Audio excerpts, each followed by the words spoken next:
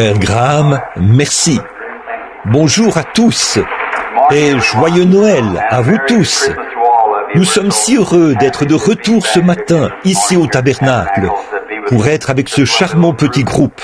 Frère Graham et moi, nous étions en train de discuter de quelque chose dans la pièce, là. Il a dit, « Frère Bill, as-tu une chose à cœur ce matin ?» J'ai dit, « Juste Christ. Amen. » C'est tout. Nous avons toujours ça. Et donc, c'est une chose que nous avons tous en commun. Nous l'avons, lui. Je suis rentré tard hier de Dallas, où nous avons eu l'une des réunions les plus glorieuses. Et la chose pour laquelle nous avons prié est maintenant sur le point d'arriver. C'est déjà en cours en ce moment, c'est-à-dire un réveil à l'échelle nationale. Tous les ministres hier, ou ces derniers jours, qui ont eu des ministres, ou des réunions plutôt, de toute taille et de toute envergure, nous nous sommes réunis à Dallas pour cette convention. Et il y avait là environ 18 ministres qui ont un ministère qui compte entre 3 000 et 15 000, peut-être 20 000 personnes. Raymond T. Richer, par exemple, et Bosworth, et Oral Roberts, et Jackson, et tous ces hommes-là. Frère Jackson, l'autre soir, pendant sa réunion, 500 personnes ont reçu le Saint-Esprit en même temps. Alors, c'est tout simplement merveilleux. Et nous nous sommes tous réunis hier, l'autre jour, pour décider ensemble de l'œuvre à faire pour l'année, parce que nous croyons que Dieu est ici pour faire une œuvre et un mouvement de réveil que le monde n'a jamais vu auparavant. Je crois, mes amis, que nous entrons dans quelque chose de merveilleux.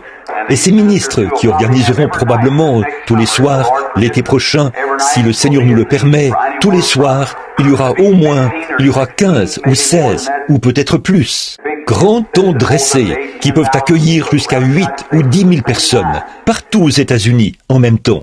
Oh, il nous faut un réveil maintenant. C'est déjà en cours. Des centaines et des centaines reçoivent le baptême du Saint-Esprit et entrent maintenant dans le royaume de Dieu. Ce n'est même pas quelque chose que nous nous attendons à voir arriver un peu plus tard, car c'est déjà en cours. Dieu le fait maintenant même. Oui, monsieur. Oui, frère Graham. C'est ça que j'ai toujours. Bien. Eh bien, vous savez, frère Graham et moi travaillons si bien ensemble. Il est si grand et moi si petit. Alors parfois, je dois lui demander de secouer l'arbre un peu pour en faire tomber. Merci, frère Graham. Je n'ai toujours pas compris ça. Le feu. Nous le voulons sur l'autel, n'est-ce pas? Amen. Eh bien, l'autre soir, là où nous étions assis, des milliers de personnes étaient là. Tout le monde tapait des mains et louait Dieu. Et nous avons passé des moments tellement glorieux. Nous avions le feu sur l'autel à ce moment-là. Et nous sommes très heureux d'annoncer le réveil de l'été prochain. Maintenant, je serai avec l'église ici, avec frère Graham et vous tous, pendant les 8 ou 10 prochains jours, je crois, pour autant que je sache. Et je veux participer à tous les services possibles. Alors nous partons de là pour aller au stade, à Houston, au Texas. Nous avons accès à un beau grand bâtiment là-bas, qui peut accueillir 17 000 personnes. Et nous nous attendons à passer de merveilleux moments. Nous avons essayé que nous ayons tous une ligne de prière là-bas, mais ce n'était pas possible. Un ministre à un endroit et un autre dans un autre endroit, dans la ligne de prière. Mais, ça ne marchait pas comme ça. Et c'est seulement frère Jaggers qui a pu aller de l'avant. Et disons, une autre chose que je veux annoncer, Père Jaggers s'est levé et a pris position comme nous l'avons fait à Calgary. Les baptistes missionnaires, les baptistes du libre arbitre, et tous ceux-là, vous savez, les baptistes sont très nombreux au Texas. Ils ont pris position pour lui, mais les baptistes fondamentalistes se sont opposés au programme. Et ils ont écrit un article à son sujet dans le journal et tout. Eh bien, il lui avait soumis par écrit des questions sur la Bible. Alors, frère Jaggers a répondu. Et ils ont eu après qu'ils ont vu eux-mêmes les preuves. Mais à cause d'un tas de positions politiques, eh bien, ils n'ont pas voulu publier ça dans le journal. Alors, frère Jaggers, nous avons convoqué une réunion là-bas. Et 75 ministres qui collaboraient de cette ville se sont présentés là. Nous en avions fait une reproduction par photocopie. Et nous avons dit, est-ce là la liberté d'expression? Est-ce là la liberté de presse? Comme ça. Et nous l'avons distribué. Et le lendemain matin, le journal a perdu 10 000 abonnés. Et ils sont venus en pleurant, à genoux, et ont dit, nous le publierons dans le journal, sans frais. Vous n'avez pas à nous payer un sou. Oh frère, écoutez, vous, Église, à un moment donné, nous vivions près de la voie ferrée. Plus maintenant. Nous vivons maintenant sur l'avenue Alléluia. Oui, monsieur. Nous sommes des millions. Avant, nous n'étions que quelques centaines, mais nous sommes maintenant des millions. Et unis ensemble, nous sommes l'église la plus puissante des États-Unis en nombre. C'est vrai. Oh, je pense, dans le monde, rien que l'année dernière, nous avons eu 1 500 000 conversions. Pensez-y, 1 500 000 conversions, des gens du plein évangile, en suivant la consigne générale, l'année dernière. Oh, nous augmentons maintenant. Et ces petits journaux et ces choses qui ont été... Ils ne voulaient pas parler des catholiques. Ils avaient peur d'eux. Vous voyez, ils avaient peur de le faire. Mais nous continuons à augmenter en nombre maintenant. Nous avons des droits. Revendiquons notre droit donné par Dieu. C'est vrai. Alors, nous allons de l'avant cette année, avec Dieu comme aide et comme bouclier, pour provoquer faire de notre mieux pour avoir un réveil. Maintenant, Oh, ici en haut, vous devrez tous me dire quand je dois m'arrêter. Là-haut, juste là-haut. Très bien. Je peux marcher jusqu'ici et regarder en arrière. Et alors, bon, combien se sentent bien en ce jour de Noël? Dites Amen. Oh là là, là là. Regardez, c'est un temps d'allégresse. Le temps où nous pouvons tous nous réunir et adorer Christ. Et je n'ai pas de message, rien du tout. Je viens d'ouvrir la Bible ici, pendant qu'il parlait, là. Je l'ai ouverte ici. J'ai dit, où est la naissance de Christ? Presque tout le monde en parle en ce moment. Alors, il va falloir que je lise un peu, et ensuite trouver quelque chose, et continuer simplement un peu comme ça, jusqu'à ce que l'Esprit du Seigneur apporte quelque chose. Maintenant, pour débuter, commençons par Luc, au chapitre 1 de Luc. C'est le commencement de la naissance de Christ. Et nous allons lire un peu ici, ou simplement donner un enseignement sur une partie de la parole, si nous le pouvons. Nous ne savons pas ce que le Seigneur fera pour nous, mais nous avons simplement confiance qu'il nous donnera une grande bénédiction. Dites donc, j'ai entendu votre émission, c'était bien. Continuez simplement à avancer. Continuez à avancer, prêchez la parole. Il y a un instant, je disais à Frère Graham, dans la pièce là, si jamais il y a eu un temps où les chrétiens ont besoin les uns des autres, c'est maintenant même. Maintenant même. Quoi que vous fassiez, mettez tout de côté, parce que je crois, par la grâce de Dieu, je vais simplement parler un peu de cela dans quelques minutes, pour montrer combien nous avons besoin les uns des autres en ce moment. Le grand, je crois que nous avons là, devant nous, m'écoutez-vous? Très bien. Nous avons maintenant là, devant nos yeux, la plus grande scène de toute l'histoire de l'humanité. Et ça se déroule ici, devant nous, dans le grand champ du monde, ici. Et c'est une scène que Dieu va exécuter, maintenant même. Et c'est saisissant de regarder partout dans le monde et de voir comment la chose travaille de concert. Oh, quelque chose est sur le point d'arriver, mon ami. Cette chose dont nous avons parlé et ce que nous avons dit, c'est ici, maintenant même. C'est déjà commencé. Partout, ça éclate. Il y a un grand tableau que j'aimerais vous brosser ce matin. Je vois un agneau dans le champ, en train de paître. Le petit animal devient nerveux et il se pose des questions. Là, dans les roseaux, juste derrière lui, je vois un lion qui s'approche doucement, très doucement. Voyez, il bouge sa queue, qui tapote le sol, et il se prépare à bondir. Voilà l'église là-bas, sur le champ de travail. Les ténèbres du communisme se répandent dans le monde entier. Elles nous enveloppent comme une grande ombre. Et c'est la loi du contraste. Comme avant le jour, il fait toujours plus sombre que jamais avant le jour, parce que le jour se lève et repousse les ténèbres. Et c'est la loi du contraste, voyez-vous, qui fait en sorte qu'il fait plus sombre que jamais avant que le jour se lève. Et nous sommes dans la même condition maintenant. Il fait plus sombre que jamais avant le jour. Les grandes ombres des ténèbres s'approchent puissamment pour accomplir ceci, l'homme du péché. Avez-vous remarqué, en cette période même de Noël, tous les pays communistes sont, au lieu de présenter Christ dans la crèche, ils ont envoyé des petits livres de Staline, avec la photo de Staline dessus. L'homme qui s'oppose et s'élève contre tout ce qu'on appelle Dieu, et ainsi de suite. Et une grande partie du monde se trouve entre ses griffes. Et voilà une autre chose. Tout cela, c'est pour accomplir l'Écriture. Et je veux aussi vous faire remarquer autre chose, une autre chose qui s'est accomplie. Les gens qui sont formalistes et les églises formalistes, ils s'élèvent contre ce mouvement. La Bible dit, ils auront l'apparence de la piété, mais renieront ceux qui ont fait la force. Éloigne-toi de ces hommes-là, et ils prennent position. Le communisme prend position. Gloire à Dieu, le Saint-Esprit prend position. Oui, quand l'ennemi viendra comme un fleuve, alors j'élèverai un étendard contre lui. C'est vrai, et l'Église a pris position. Je parle de l'Église remplie du Saint-Esprit.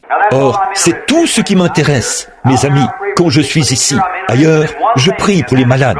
Mais ici, il n'y a qu'une chose qui m'intéresse. C'est l'Église de Dieu, l'Église née de nouveau. C'est vrai, c'est à cela que je m'intéresse, quoi qu'il arrive.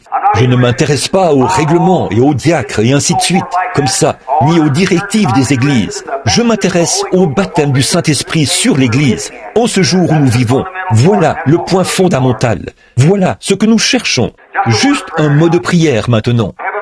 Père Céleste, descends ce matin au milieu de nous. Accorde le Seigneur et puisse l'Esprit de Dieu prendre le contrôle du service. Bénis l'œuvre ici, Seigneur. Bénis notre frère Graham. Dieu, donne-lui des paroles de sagesse ce soir, lors de l'émission de radio. Puisse-t-il pouvoir secouer les gens en prêchant la parole. Accorde le Seigneur. Puissent les pécheurs pleurer, s'agenouiller dans leur chambre et donner leur cœur à Christ. S'il y a des incroyants ici ce matin, ou des gens qui n'ont pas accepté Christ, puissent-ils venir aussi. Et maintenant, commence un réveil dans le cœur des gens ce matin, Seigneur. Puisse ce temps-ci être un temps de renouvellement, un temps où l'esprit sera renouvelé. Et, ô Père, voici notre prière. Viens nous prendre par la main, chacun de nous. Conduis-nous ici, dans cette voie. Montre-nous ce grand tableau qui est brossé ici, qui révèle tes secrets au cœur des saints ce matin, pour que nous puissions voir ce qui est ici, juste devant nous. Et alors que nous marchons, Seigneur, revêtus de l'armure de Dieu, puissions-nous aller, comme de vaillants soldats, affronter l'ennemi. Mais comment pourrions-nous l'affronter si nous ne connaissons pas ces techniques? Alors, aide-nous ce matin à comprendre et montre-nous son premier plan, là, pour que nous sachions où le rencontrer. Car nous demandons ceci au nom de Jésus. Amen. Lisons le chapitre 2. Lisons ceci. En ce temps-là, il parut un édit de César Auguste, ordonnant qu'on fasse un recensement de toute la terre. Ce premier recensement fut fait par le gouverneur de la Syrie. Tous allaient se faire inscrire, chacun dans sa ville. Joseph monta aussi de la Galilée vers la ville de Nazareth pour se rendre à Juda, dans la ville de David, appelée Bethléem, parce qu'il était de la maison et de la famille de David, afin de se faire inscrire avec Marie, sa fiancée, qui était enceinte. Pendant qu'ils étaient là, le temps de son accomplissement, où Marie devait accoucher, arriva. Et elle enfanta son fils premier-né. Elle l'emmaillota et le coucha dans la crèche, parce qu'il n'y avait pas de place pour lui dans l'hôtellerie. Maintenant, juste comme toile de fond jusqu'à ce que nous arrivions à la partie que j'aimerais utiliser ce matin, et que chacun de vous entre dans l'esprit du Seigneur. Nous sommes aujourd'hui, partout dans le monde, on célèbre la naissance de Jésus, ce qui est maintenant simplement une tradition. Jésus n'est pas né un 5 décembre, ni rien qui ressemble, ou le 25 décembre. Nous savons que c'est impossible. Les collines de Judée étaient couvertes de neige à ce moment-là. Alors, comment serait-ce possible? On s'entend pour dire que Jésus, par l'astrologie et ainsi de suite, et tout cela, qu'il est né aux alentours du 1er avril, donc au printemps. Mais ceci est un jour, et c'est très bien, simplement réservé pour l'adoration, en commémoration de sa venue dans le monde. L'un des plus grands dons que Dieu ait jamais donné au monde, c'est Jésus-Christ. Ça, nous le savons. Et maintenant, ce matin, je veux parler de sa divinité, de qui il est.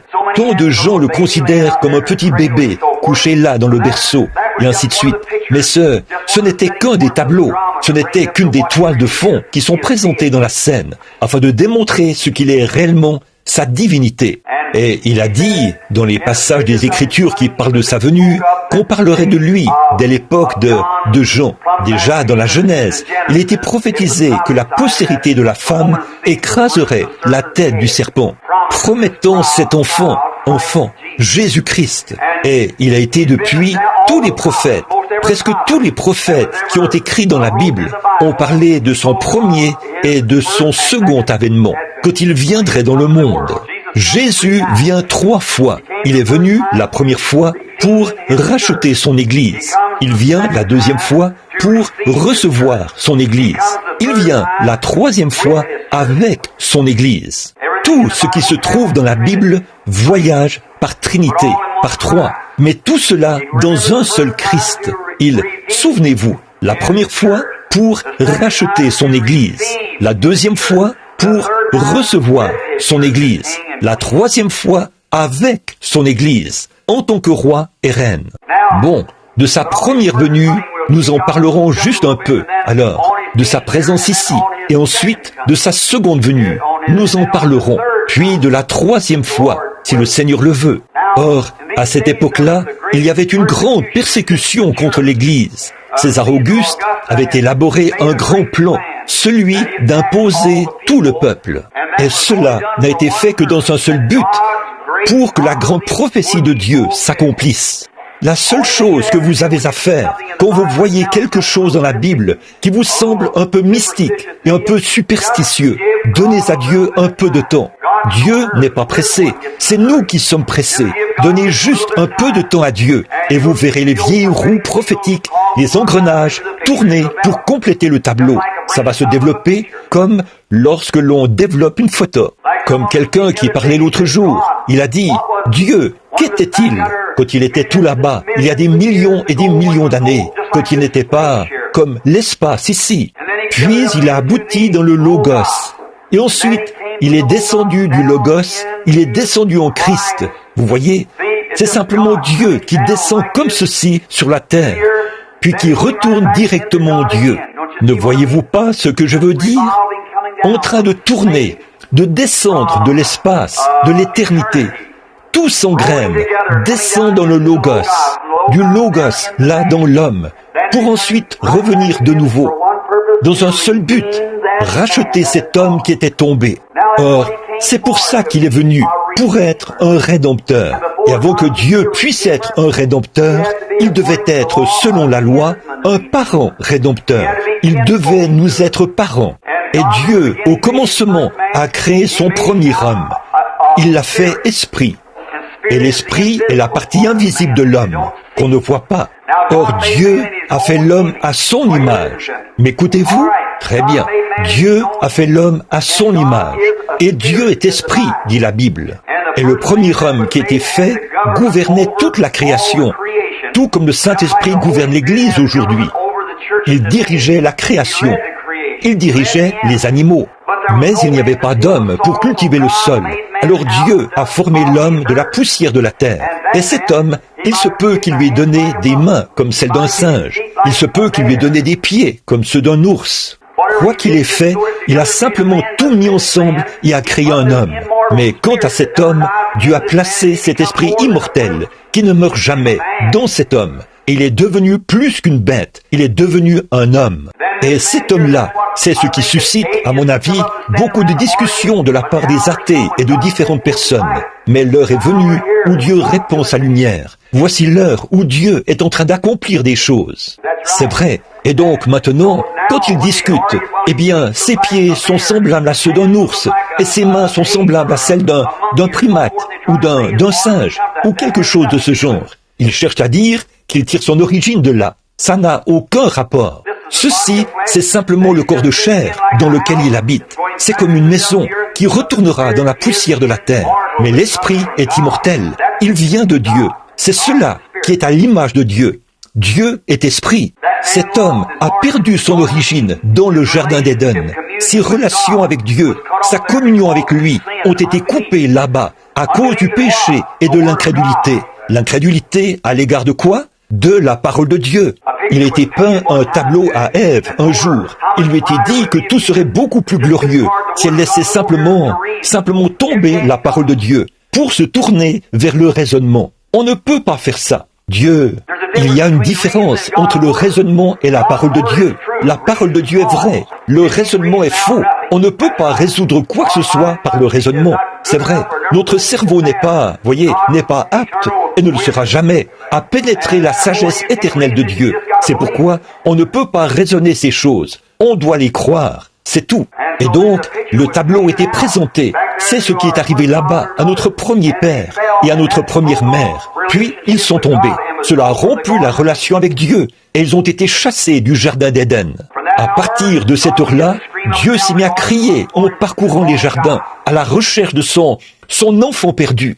Et alors, le seul moyen pour Dieu de le racheter, il faudrait que ce soit il faudrait venir le racheter lui-même, pas dans un autre, pas envoyer quelqu'un d'autre. Il ne pouvait pas envoyer un ange, ce ne serait pas bien. Mais le seul moyen pour Dieu de racheter l'homme, c'était de descendre lui-même pour le racheter. Si quelqu'un ici péchait, et que j'étais le juge de ce groupe de gens, et que j'avais la juridiction sur vous tous, et si quelqu'un avait péché, et que je disais, maintenant Frère Graham, je veux que tu payes le prix, ce ne serait pas juste. Si je disais à mon propre fils de payer le prix, ce ne serait quand même pas juste. La seule façon pour moi d'être juste, c'est de prendre moi-même sa place. Et quoi? C'est moi qui ai passé le jugement. Et alors, si je veux racheter cet homme, je dois prendre sa place moi-même. M'écoutez-vous toujours? Maintenant, regardez, je veux que vous remarquiez quelque chose. Alors, quand ceci, le seul moyen pour Dieu lui-même de racheter cet homme, c'était de descendre prendre sa place. Et c'était une loi de rédemption donnée par Moïse, qui prescrivait que cela devait être fait par un parent rédempteur, un homme qui, d'abord, était digne, un homme qui valait le prix. Alors cet homme rendrait publiquement témoignage et rachèterait les biens perdus de quelqu'un qui était tombé. Et alors, Dieu était digne. Il est descendu, il y a environ 1900 ans, sous la forme d'un bébé, né dans une crèche, couvert par le Saint-Esprit, non pas né par le désir sexuel. Il était Dieu. Le sang de Dieu était en lui. Le bébé est toujours du sang de son père, jamais de celui de sa mère. Nous le savons tous. J'ai déjà enseigné ça ici, par le passé. Et vous savez que le bébé n'a pas la moindre trace du sang de sa mère en lui. Pas du tout. Non, rien n'en a. C'est toujours le sang du mâle. Une poule peut pondre un œuf, mais s'il n'est pas fertile, il n'éclora jamais. Peu importe combien l'œuf est beau et combien elle le réchauffe, il sera toujours infertile. Il va rester là et pourrir. C'est vrai, à moins que l'oiseau mâle ait été avec l'oiseau femelle. Et le germe de vie vient du mâle. Par conséquent, quand Marie, sans avoir connu aucun homme, elle était avec le mâle, Dieu, le Jéhovah Tout-Puissant, il l'a couverte de son ombre, et Dieu est le Créateur qui a créé une cellule de sang dans le sein de Marie, sans avoir connu aucun homme. Et c'est ce qui a produit le sang créateur de Dieu, pour nous racheter de notre vie venue ici par le désir sexuel. Et alors, ce sang-là a été tiré des veines d'Emmanuel sur la croix du Calvaire. Et aujourd'hui, il a la même puissance sainte de salut et de rédemption qu'il avait le jour où la transfusion a été faite au Calvaire. Vous le croyez? Amen. Maintenant, c'est vrai. Nous sommes rachetés par le sang de Dieu.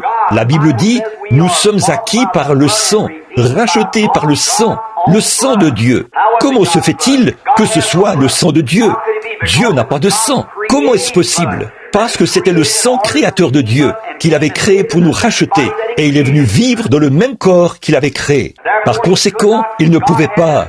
Dieu a dû subir la tentation. Il ne pouvait pas subir la tentation. Il a dû subir des tentations sexuelles. Il a dû subir toutes sortes de tentations. Être tenté par le diable, par les richesses, les puissances et les dominations, et ainsi de suite. Il a dû subir tout cela. Pour ce faire, il ne pouvait pas être comme Dieu en esprit. Il fallait qu'il soit Dieu en chair. Maintenant, ce matin, je parle de la divinité de Christ pour que vous sachiez qui il est, celui que nous adorons aujourd'hui. Pas un bébé dans une crèche, pas le Père Noël, mais nous adorons le Dieu Tout-Puissant dans la divinité de son Fils. Et remarquez là, ce sang est descendu et a été et c'était Jésus-Christ.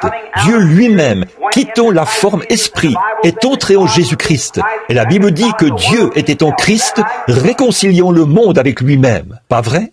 Dieu lui-même, Jéhovah, a vécu en Christ et est devenu notre parent, parce que, comme nous, il est né dans une chair humaine.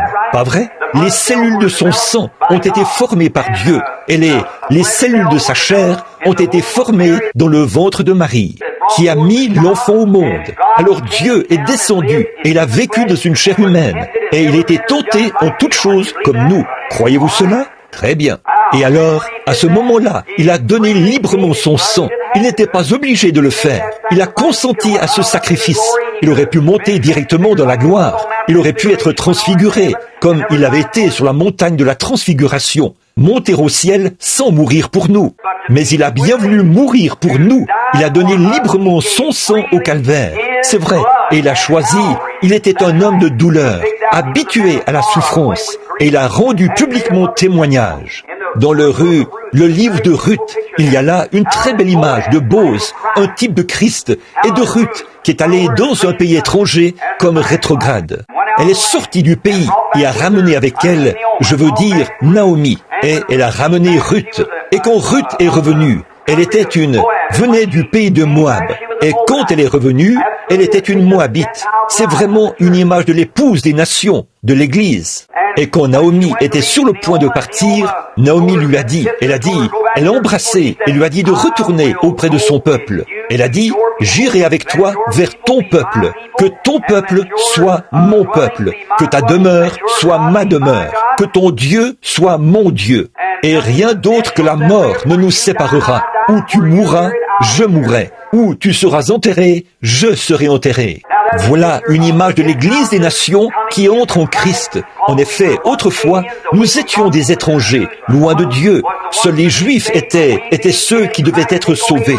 Mais nous, en étant morts en Christ, c'est alors que nous sommes la postérité d'Abraham et sommes héritiers selon la promesse. Et Christ a une épouse des nations. C'est tout à fait vrai. Bon, Boz, afin de pour racheter les biens perdus de Naomi, c'était l'état rétrograde d'Israël. Alors Moab devait sortir.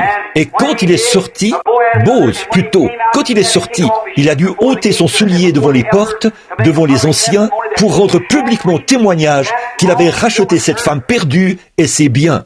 Et en faisant ça, il a obtenu là son épouse, la femme qu'il cherchait. Il devait d'abord racheter la femme afin d'obtenir l'épouse. Ne voyez-vous pas?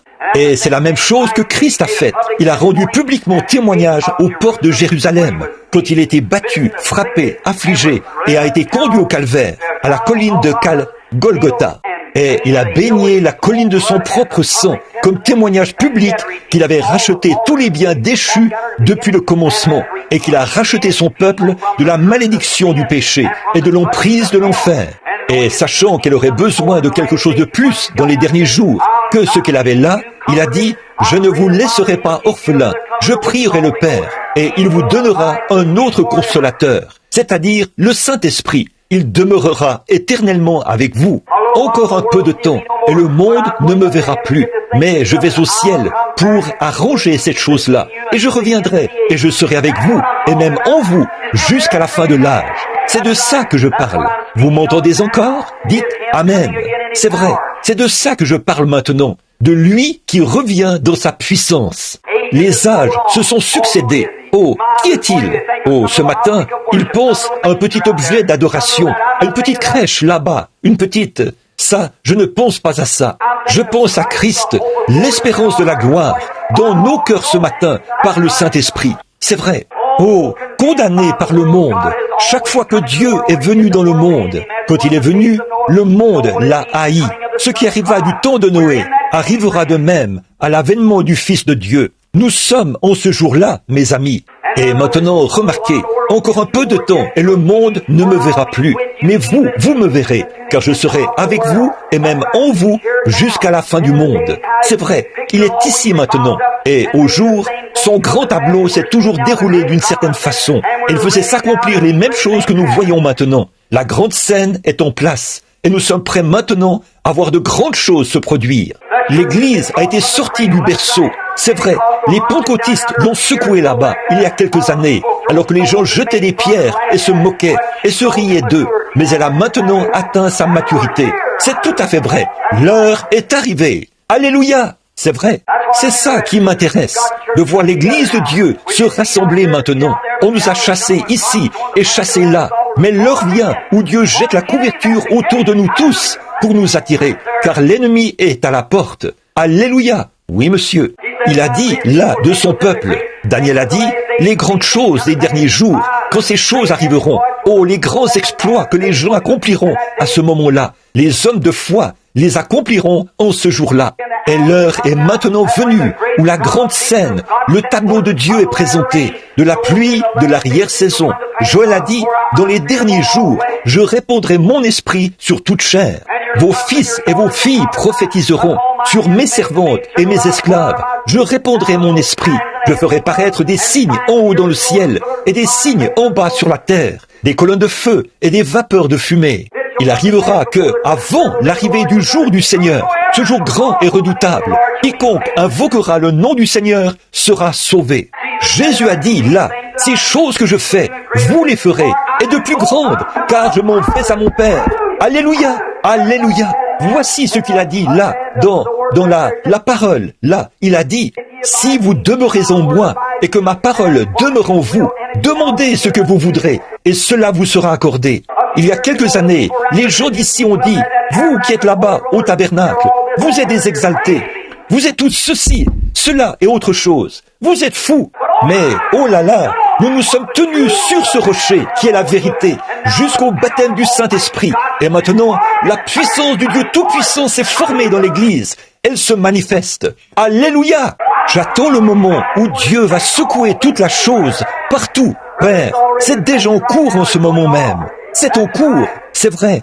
Sa divinité, qui est-il? Certains font de lui un petit bébé de cette époque-là. Il est celui qui s'est tenu sur l'invisible, oh là là, sur l'estrade, et qui a tendu les mains, a parlé et a dit que la lumière soit.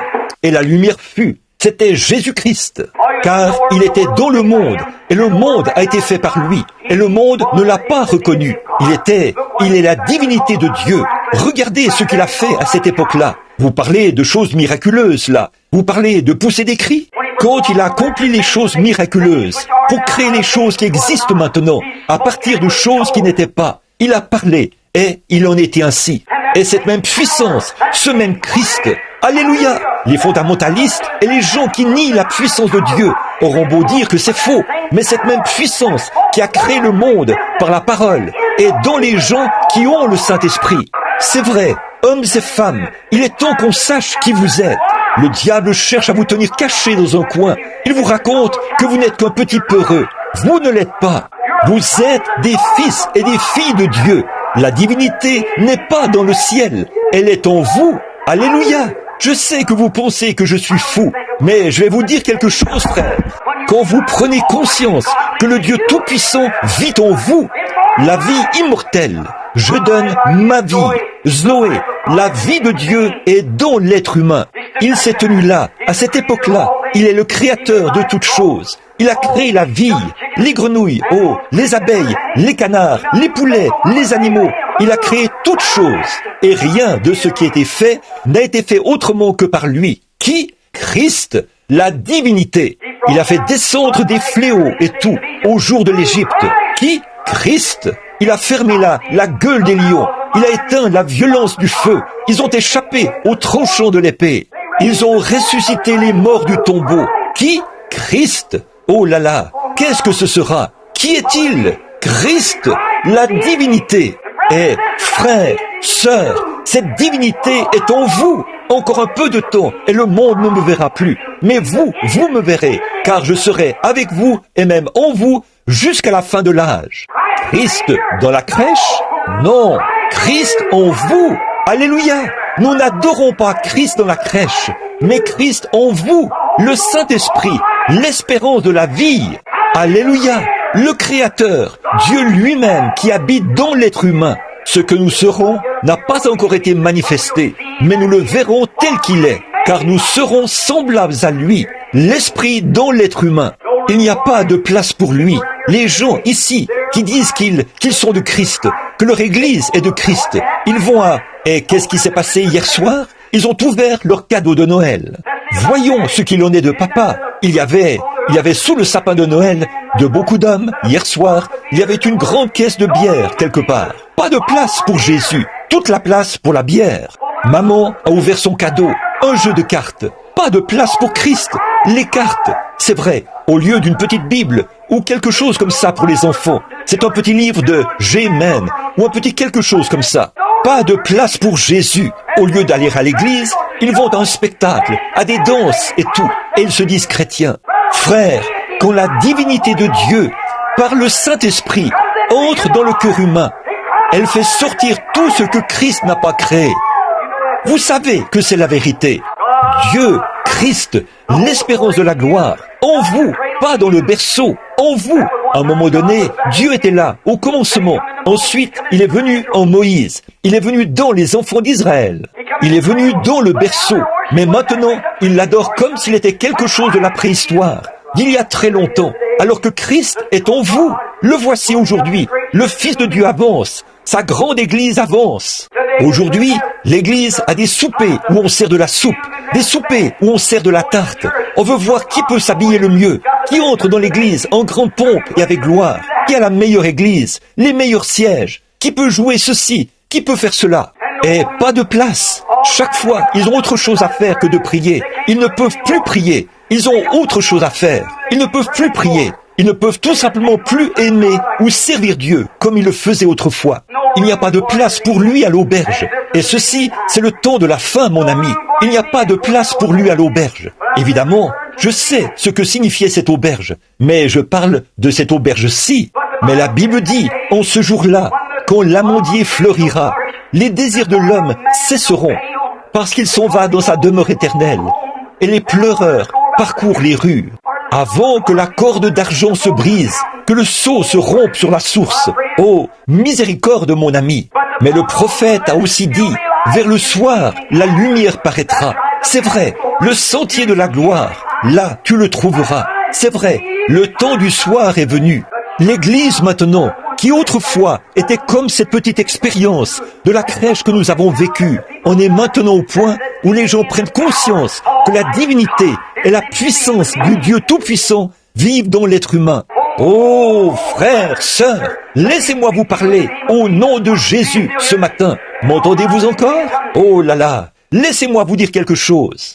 Le temps viendra où les femmes et les hommes seront à peu près pareils.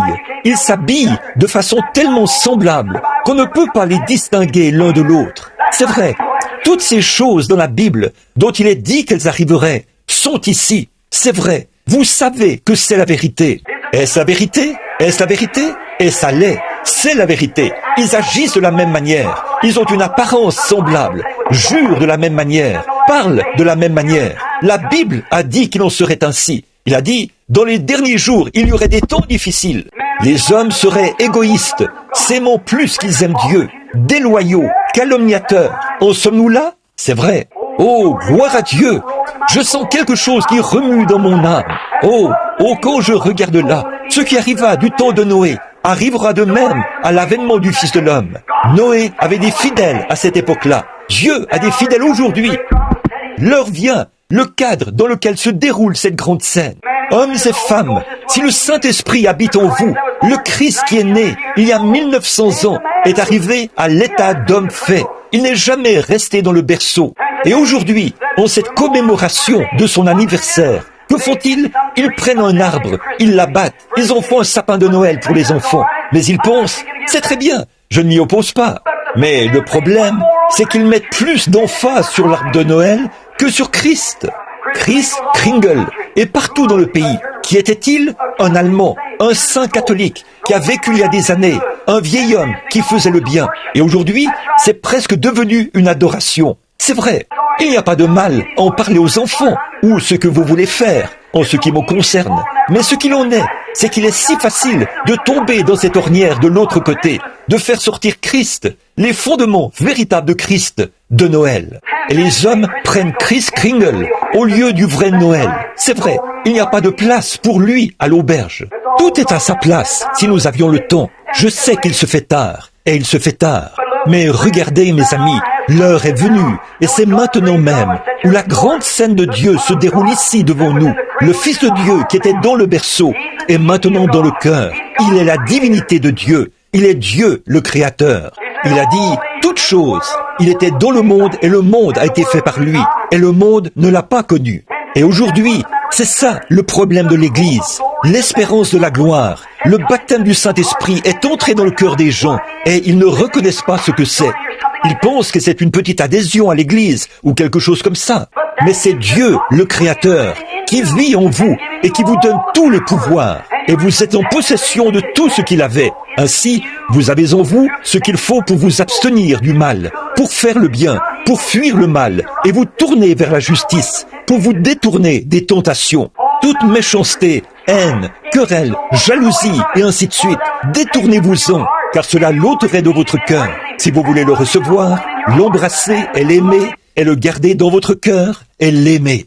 Je peux vous dire que l'Église, réunie dans ce genre de puissance, a la puissance de lier les cieux, de guérir les malades, d'ouvrir les yeux des aveugles. Alléluia! Les sourds parlent, les muets parlent, et les sourds entendent. Les infirmes marchent, les aveugles voient. Pourquoi? C'est de reconnaître la puissance du Dieu Tout-Puissant dans votre cœur. Le voilà, la divinité. L'aimez-vous? Ce n'est pas étonnant que le poète ait dit « Grâce infinie de notre Dieu, qui un jour m'a sauvé. J'étais perdu, mais maintenant il m'a retrouvé. J'étais aveugle, mais maintenant je vois. » Chers frères, chères sœurs, si vous n'avez pas reçu le baptême du Saint-Esprit ce matin, courez dans le royaume de Dieu aussi vite que possible. L'heure du scellement est arrivée. L'ennemi est entré comme un fleuve. Il élève un étendard contre cela. La scène est en place. L'Église rentre à la maison. C'est sûr et certain. Vous ne pouvez pas attendre indéfiniment, mon ami. Vous n'avez pas le loisir d'attendre. Vous feriez mieux de venir maintenant. Vous feriez mieux de le faire aujourd'hui. C'est vrai, pendant qu'aujourd'hui est toujours aujourd'hui. Faites-le maintenant. Souvenez-vous, mes amis, cela peut sembler étrange. Le monde n'a jamais... La religion de Christ n'a jamais été populaire. Les voies de Dieu n'ont jamais été populaires. Parce que le diable est le prince de la puissance de l'air. Il a tous les gouvernements. Chaque gouvernement est contrôlé par le diable, selon la Bible. Le diable a dit que c'était ainsi. C'est vrai, il contrôle tous les gouvernements. Et la Bible dit, et vous, tous les saints anges, et vous, les saints sur la terre, réjouissez-vous, car le royaume du monde est remis à notre Dieu et à son Christ, et il régnera. Satan a emmené Jésus au sommet de la montagne et lui a montré tous les royaumes du monde. Il a dit, tous ces royaumes m'appartiennent et je te les donnerai. Jésus a dit, retire-toi, Satan. C'est vrai, il ne se souciait pas. Il a dit, si mon royaume, de ce monde, je pourrais appeler des légions d'anges, mais mon royaume n'est pas de ce monde, mais mon royaume est dans le ciel. Et il a dit, le royaume de Dieu sera au-dedans de vous. Ainsi donc, les légions et les puissances et le soutien des saints anges, alléluia, sont en vous ce matin, par la divinité de Christ, par le baptême du Saint-Esprit. Oui, monsieur, qui êtes-vous ce matin? Qui est Jésus-Christ? Il est en vous, dans la mesure où vous lui permettez de l'être. Il essaie de se frayer un chemin, d'entrer en vous aujourd'hui, et vous restez à l'écart. Vous vous posez des questions, vous regardez, vous contemplez, et vous vous retenez un peu. Ne faites pas ça. Entrez directement dans le sein de Dieu. L'heure est arrivée. Alléluia. Oh, comme je l'aime. Il viendra un de ces jours. Je veux le voir. Pas vous? Je veux le voir. Je crois que nous le verrons. Pas vous? Il est ici maintenant. Sa puissance agit. Qu'est-ce qui fait que les gens pleurent, poussent des cris et agissent comme ça? Qu'est-ce qu'il y a? C'est le Saint-Esprit qui agit en eux. Si seulement ils pouvaient prendre conscience et l'étreindre, étreignez le Saint-Esprit, croyez-le, serrez-le contre votre sein. Menez une vie droite, ne faites rien qui puisse l'entraver. Dites, ô Seigneur Jésus, je te désire, je veux que tu te tiennes près de moi, je vais me tenir à tes côtés, Père. Et à ce moment-là, il s'efforce d'entrer en vous, il veut y entrer, il vous fait la cour pour vous attirer vers lui tout le temps. Maintenant, mes amis, Je sais que c'est la vérité. Je sais que les gens ne se rendent pas compte de qui vous êtes. Chaque personne ici peut vivre au-dessus du péché, peut vivre sans péché, vivre en Dieu. Vous ferez des erreurs, mais le sang de Christ vous pardonnera. Père, pardonne-leur, car ils ne savent pas ce qu'ils font. Pas vrai? Cette même puissance de Christ qui était suspendue à la croix du Calvaire, le même Dieu qui l'a ressuscité au jour de la résurrection, c'est en vous maintenant, vous qui avez le Saint-Esprit. Oh, ne l'aimez-vous pas? Oh là là! Écoutez sa voix qui appelle aujourd'hui.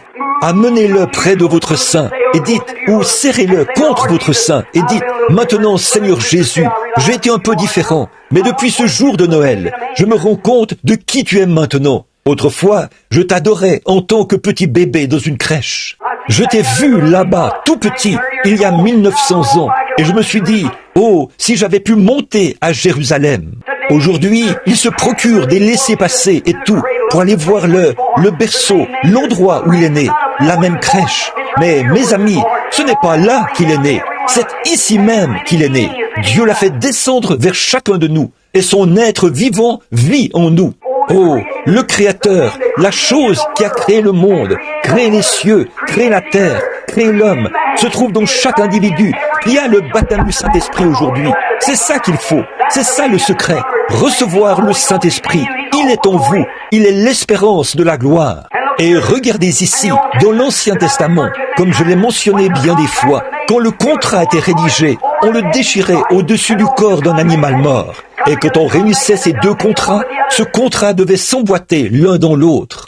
Et aujourd'hui, Dieu a rédigé un contrat, pas parce que vous étiez bon, pas parce que vous aviez adhéré à l'Église, pas parce que vous aviez un bon rang dans la société. Vous pouvez être vraiment bon. Vous pouvez mener une vie pure. Vous pouvez aller à l'église tous les jours. Vous pouvez faire des sacrifices tous les jours. Vous pouvez donner une partie de votre argent. Vous pouvez abandonner tous les péchés du monde et tout, et mener une vie aussi loyale et fidèle que possible. Mais vous manquerez le ciel aussi vrai que l'Est est éloigné de l'Ouest. C'est vrai, ce n'est pas par la bonté que nous sommes sauvés, mais c'est par sa miséricorde que nous sommes rachetés, que Dieu voulait faire des fils et des filles. La bonté ne produit jamais cela. C'est l'Esprit de Dieu qui produit cela. S'il n'en était pas ainsi, il n'aurait pas eu besoin d'envoyer le Saint-Esprit. Comment le Saint-Esprit pourrait-il être complet sans... Comment le contrat pourrait-il être complet? Jésus a dit, je m'en irai, mais je reviendrai, et je serai avec vous, et même en vous. Priez le Père, et il vous donnera le Saint-Esprit. Il demeurera avec vous à jamais. Et les gens mettent leur nom sur les registres de l'Église. Ils essayent de tourner la page le jour de Noël. Ils essayent de descendre là-bas à l'église et de rendre quelques hommages à la crèche de cette époque-là. Alors que le Saint-Esprit s'efforce d'entrer partout, essayant de trouver.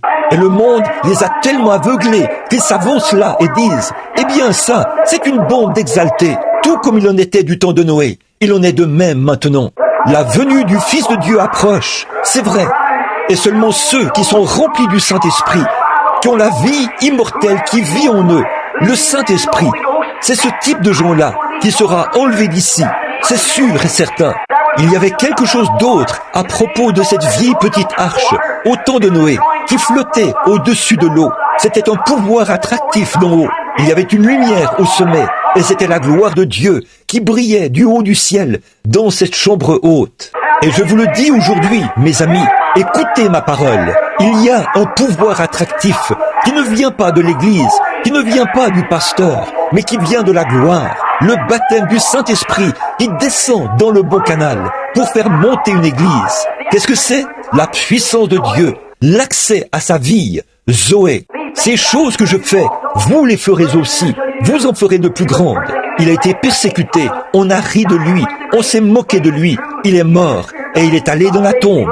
Mais il était fidèle, il avait l'Esprit de Dieu en lui et Dieu l'a ressuscité. Si nous suivons le même chemin, nous réussirons aussi. Oh, alléluia, je l'aime. M'entendez-vous toujours? L'aimez-vous? L'aimez-vous de tout votre cœur? N'est-il pas merveilleux? Oh là là, l'œil a vu, l'oreille a entendu ce qui est enregistré dans la parole de Dieu. N'est-il pas merveilleux, merveilleux? Courbons la tête. Père céleste, ô Jésus, j'attends avec impatience une grande heure. Je la vois venir. Je vois qu'il n'y a aucun espoir nulle part ailleurs. Je vois que l'âge avance. Je vois les grandes lumières rouges du communisme se balancer au-dessus de la terre. Je vois les églises formalistes élever un étendard contre ton église. Elles essayent de les condamner en disant « la guérison divine est fausse ». Ce n'est que du fanatisme. Il y a un projet de loi dans notre propre Maison Blanche pour mettre fin à cela. Oh, mais, oh Dieu, l'autre jour, j'étais assis là et je voyais ces gens saints, tous illuminés par la puissance de Dieu. Je contemplais leur visage et je voyais la gloire de Dieu. Ils peuvent être comme les enfants hébreux à la fournaise ardente. Nous ne nous prosternerons jamais. Non, notre Dieu peut nous délivrer. Tu viendras bientôt, Seigneur Jésus. Et je vois que l'heure est en train de s'installer où les gens ont l'apparence de la piété, mais renient ceux qui ont fait la force. Éloigne-toi de ces hommes-là, as-tu dit, l'Esprit qui parle des derniers jours. Et nous voici en ce jour-là, aujourd'hui. Voici notre petite église assise ici, Seigneur, des hommes et des femmes qui, je crois, t'aiment. Et je prie au Dieu que cet esprit qui a rempli beaucoup de leur cœur dans le passé, qu'il vienne maintenant plus profondément, encore plus. Puisse-t-il rejeter toute méchanceté, toute querelle, tout ce qui est différent de toi, et avancer aujourd'hui, pas vers la crèche, mais vers le calvaire. Pas rien qu'au calvaire, mais à Christ, l'espérance de la gloire, la divinité de Dieu, la magnificence de Dieu, la puissance de Dieu qui est maintenant dans nos cœurs, qui essaie de nous faire sortir des choses du monde, afin qu'il puisse nous enlever de cette terre un jour, pour nous emmener dans un pays meilleur. Dieu, accorde-le aujourd'hui. Écoute la prière de ton serviteur et parle aux gens. S'il y a des perdus ici, des gens qui n'ont pas le Saint-Esprit, puissent-ils recevoir de toi ce matin? Accorde-le, Dieu bien-aimé, car nous le demandons au nom de ton cher Fils bien-aimé, Jésus, qui, il y a 1900 ans, est né dans une crèche, qui a souffert 33 ans plus tard au calvaire pour nos péchés, qui est monté en haut quelques jours plus tard, 40 jours plus tard. Il a été élevé dans la gloire, puis 10 jours plus tard, il est revenu dans la puissance du Saint-Esprit et il vit maintenant dans l'Église. Et bientôt, avec cette même puissance qu'il a ressuscité, le Saint-Esprit dans l'Église, il l'enlèvera. Ô Dieu, ne veux-tu pas venir et sauver l'Église? Car nous le demandons en son nom. Pendant que vous avez la tête inclinée, nous allons chanter « Il appelle aujourd'hui ». S'il y a quelqu'un ici, sans Christ, sans Dieu, sans espérance, viendriez-vous maintenant?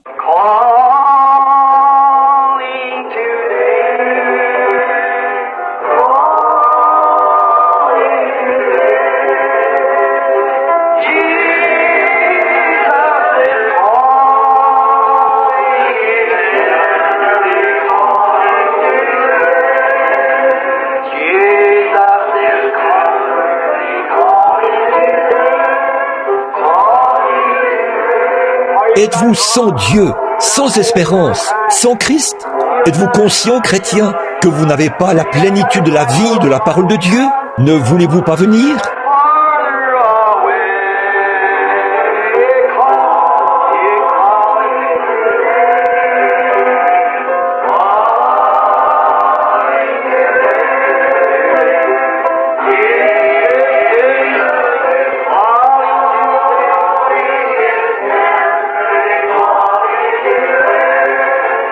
Écoutez, notre Père est ici et il veut vous sauver. Si vous n'êtes pas sauvé, je ne vous connais pas. Mais écoutez mes amis, je veux faire quelque chose ce matin pour vous, pendant que vous êtes ici. Je veux que vous ayez les yeux fermés. Je veux tirer un rideau ici et vous laisser regarder quelque part. Nous allons faire une petite visite ce matin, pendant qu'elle joue ce chant. Je vais tirer le rideau, juste pour ceux qui sont assis dans ce tabernacle, jeunes et vieux, et vous tous. Je vais regarder aux portes de l'enfer pendant un moment, ce matin. Ils savent, là en bas, qu'ici en haut, c'est la période de Noël. Ils savent ce qu'ils ont fait pendant la période de Noël. Certains d'entre eux ont bu, certains d'entre eux ont couru partout, certains étaient à l'église, certains ont ridiculisé cela, certains se sont moqués. Et si cette lugubre charpente osseuse pouvait revenir à la porte de cette église ce matin, vous savez, vous serez peut-être là, Noël prochain. Il se peut que vous soyez là depuis 1 an, Noël prochain. Mais souvenez-vous, vous avez affaire à des âmes humaines. Vous traitez avec des choses spirituelles. Et chacun de vous devra répondre au jour du jugement. Je ne peux qu'être honnête. Je peux seulement dire, si vous n'avez pas reçu le Christ ce matin, il se tient à la porte ouverte. Le traitez-vous avec méchanceté? Et vous qui avez le Saint-Esprit, souvenez-vous, vous serez jugés pour ce que vous en avez fait. Vous aurez peut-être reçu Christ par le Saint-Esprit, mais vous serez condamnés. Tout homme est jugé selon les œuvres qu'il a faites lorsqu'il était dans son corps. Après que vous avez reçu le Saint-Esprit, qu'est-ce que vous en avez fait? Avez-vous parlé de votre voisin? Avez-vous mal agi? Si oui, souvenez-vous, je recommencerai une nouvelle vie maintenant même. Dites, Seigneur Jésus, aujourd'hui, à partir de maintenant, je serai ce que tu veux que je sois. Je suis conscient que c'est la partie immortelle de Dieu et que l'Esprit de Dieu vit dans mon corps. Et si j'ai eu tort, pardonne-moi maintenant. Je veux rentrer à la maison. Je veux être meilleur. Mettez-le à l'épreuve, là, ce matin. Comme ça, levez simplement la main, pour moi, là derrière. Dites, je veux recommencer aujourd'hui, frère Branham. Moi aussi, j'ai levé la main. Je vais recommencer. Je veux en faire plus pour lui que je ne l'ai jamais fait. Êtes-vous... Une fois, j'ai entendu l'une des histoires les plus tristes que j'ai jamais entendues. Il y avait une jeune femme très belle. Elle vivait dans un bon foyer. On lui avait parlé de Christ. Son père a dit, j'ai honte d'elle, révérend. Son genre de société, elle va rencontrer cette catégorie de gens parce qu'elle est... Maintenant, souvenez-vous, selon la société, vous vous associez à une chose qu'on appelle folie. Or, elle avait reçu ce qu'il y a de mieux en matière d'instruction. Quand elle s'apprêtait à sortir, à côtoyer les membres de la société, à fréquenter différentes classes d'hommes distingués, la mort l'a frappée soudainement. Elle est décédée des suites d'une crise cardiaque. Toute sa formation ne lui a servi à rien. Elle est allée ailleurs. Dans quelle direction allez-vous ce matin? De quoi rêvez-vous? Peu m'importe de quel genre de groupe il s'agit. Chacun de vous, vous irez dans l'éternité un de ces jours. Et sans Christ, sans le Saint-Esprit, votre âme est perdue. Souvenez-vous-en. C'est seulement en acceptant Christ par le Saint-Esprit que vous pouvez arriver là. S'il est en vous, il est la puissance de Dieu. Vivez par cela. Il est Dieu en vous. La Bible dit, vous devenez des dieux. C'est vrai. N'êtes-vous pas tous des dieux? Et Jésus a dit à les pharisiens, là, on dit, tu te fais Dieu. Il a dit, n'est-il pas écrit dans votre loi que vous êtes des dieux? Il a fait de Moïse un Dieu pour Pharaon. Et il a fait de vous un Dieu pour les gens. C'est vrai. Et vous, ce matin, vous êtes des épîtres écrites de Dieu. Votre vie est de Dieu. Et elle porte même ce Saint-Esprit. Regardez ici, mes amis. Ne laissez pas ceci vous échapper. Ne laissez pas ça passer comme un petit quelque chose de mythique. Père, nous venons ce matin en tant que tes humbles enfants. Je suis conscient que nous vivons à la dernière heure, à l'heure de la fin. Quelque chose peut arriver d'un moment à l'autre. Des hommes, des femmes, des garçons et des filles ici sont sans Dieu. Et je te prie, Père, d'être miséricordieux. Je te prie d'être miséricordieux envers ceux qui ont reçu et qui ne se rendent pas compte que tu es proche dans leur cœur. Qu'ils prennent conscience que les petites choses du monde, ces soucis, sont en train de mourir. Je prie au Dieu que tous ceux qui sont ici ce matin soient vraiment consacrés à toi pendant les jours à venir. Peu importe combien de temps nous allons encore attendre avant ta venue, nous croyons que c'est tout proche maintenant. Et quelque temps après, les gens vont essayer d'être sauvés, mais ils ne le pourront pas. Je pense à ces jeunes gens ce soir-là, qui étaient là à l'hôtel, essayant d'être sauvés, mais ils avaient franchi la ligne. Il n'y avait aucune rédemption pour eux. Ils étaient perdus. Ils ne pouvaient pas être sauvés. Père, je te prie simplement de les bénir, chacun d'eux, pendant qu'il y a encore du temps pour nous, Père, qu'ils le recevront aujourd'hui, car nous le demandons en Jésus-Christ. Amen. Levons-nous. Combien l'aiment de tout leur cœur. Ne voulez-vous pas vous rapprocher un peu plus de lui, l'aimer juste un peu plus? Chantons, oui, prends tout Seigneur, alors que nous levons les mains vers lui ce matin. Voulez-vous le faire? Donnez-nous la note pour ce chant, sœur.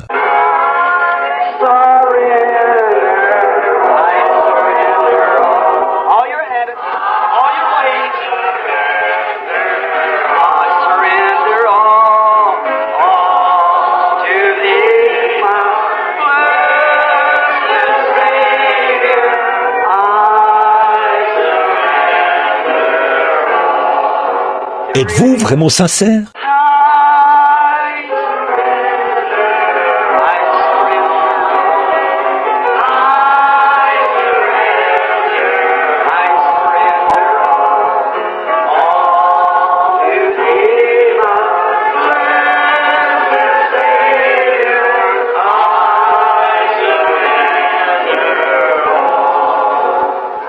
Ô Père, aie pitié, nous t'aimons tellement Seigneur. Un de ces jours, la trompette sonnera. Je serai peut-être quelque part sur le champ de travail.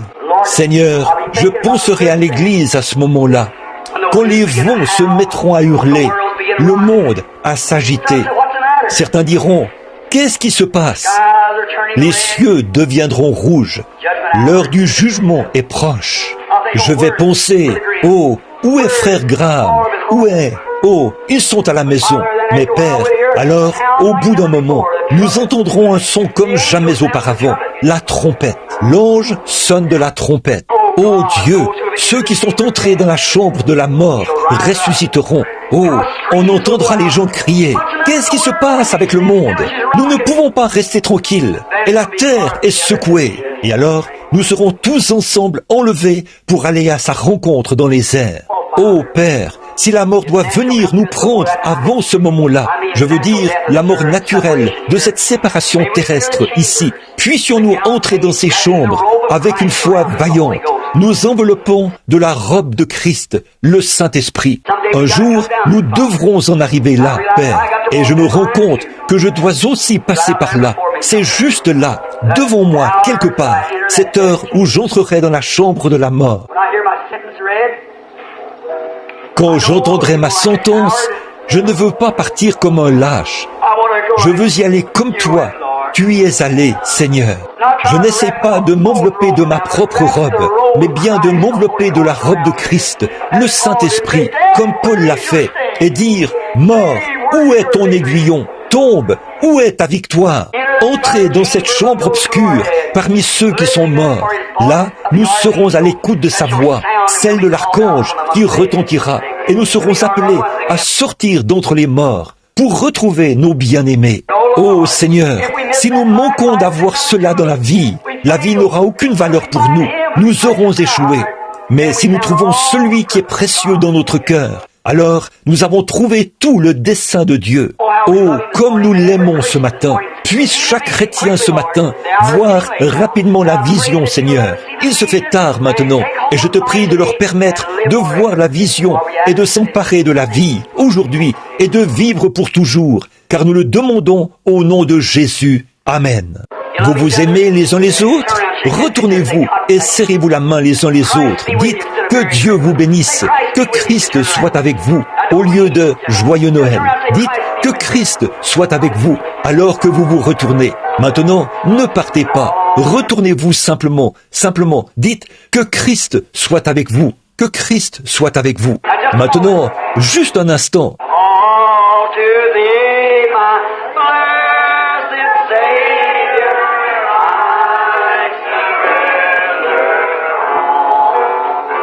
Eh bien, je pensais qu'il était midi passé. Il est 11 heures passées. Et je pensais qu'il était midi 20.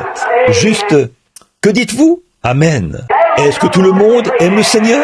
Dites, loué soit l'Éternel. Disons juste un peu, pas plus de 3 ou 4 paroles, pour rendre témoignage, comme j'aime Jésus. Dites simplement, oui, pas plus que ça. C'est ça. Quelqu'un d'autre. Je l'aime. Je l'aime. Oh,